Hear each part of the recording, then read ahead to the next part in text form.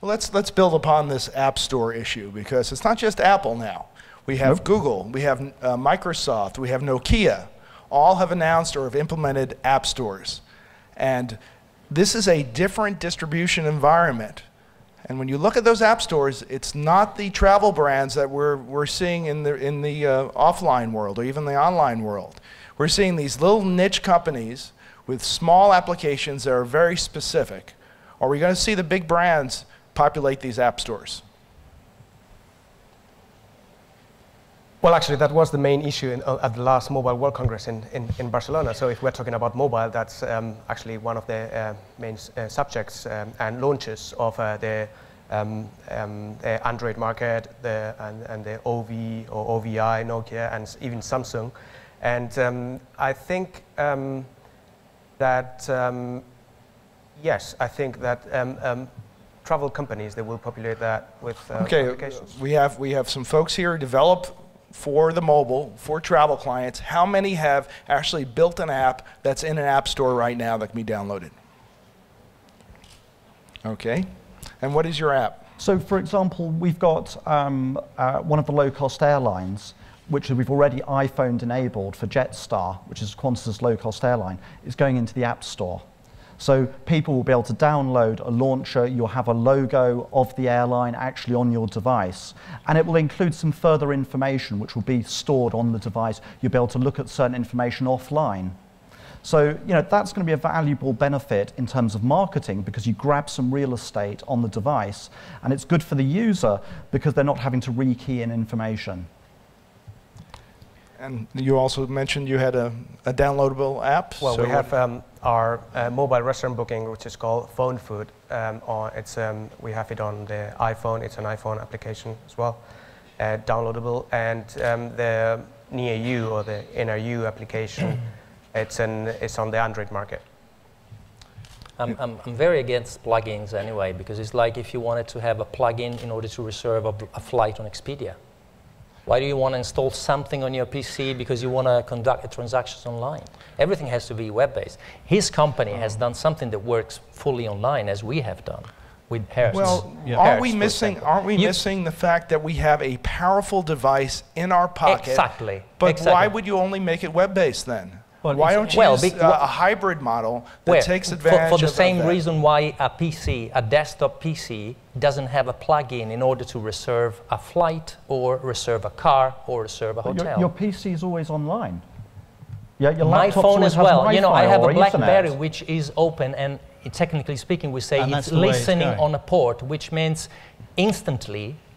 technically instantly receives an email, which is always online. I think they're fusing together.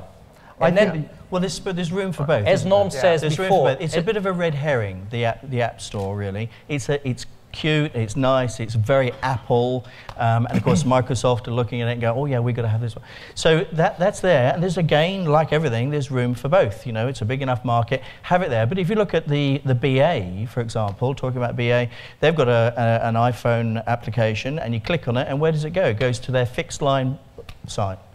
Which is just madness, absolute madness. Embedding HTML. Yeah. Embedding HTML. It's all about plugins because they want you to pay a certain fee in order to serve the websites. A lot of this, though, everything can be online.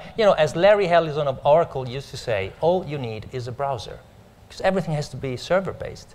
People actually, people don't care whether it's app or whether it's mobile web. Yeah, they care when they have to download it. They have to download. But the way it's going, if you look at, for example, if you look at Apple web apps and you look at downloadable apps, actually the user doesn't know or care. Yeah, you're right. It's about the speed. Yeah. Sure. And the fact is, sometimes an app is better for certain aspects of the travel value chain. Sometimes it's about mobile web. So as far as the user's concerned, it will be a seamless process, and they won't care that bit's app and that bit's mobile web. And I think that's what's happening. Yeah. And the ease of downloading the application through the App Store and through all the other sources is now making downloadable apps realistic for just regular users as opposed to geeks. Yep, you're right. I also believe absolutely in downloadable apps. I mean, you can use it offline. You don't have roaming charges maybe all the time.